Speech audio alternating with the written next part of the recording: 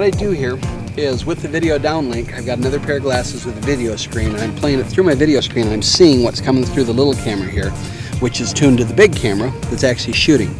I can yaw the airplane left and right to center my shot, and then with a servo, I can tilt the camera up and down to get my up-down. That way I can frame my shots as I'm bringing them in until I've got the servo here on the top, and I throw in the switch. When you guys got a servo, I shoot 3 frames per second until I turn it back off again.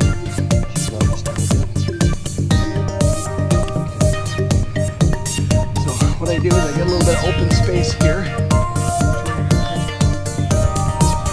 Keep that going, I'll show you how we tear it down too.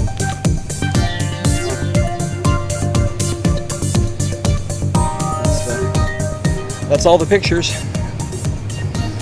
From that we plug into the computer, and then we go in and start picking out which images work best for whatever it is you're going to do. It's just that simple. And tear it down. Here.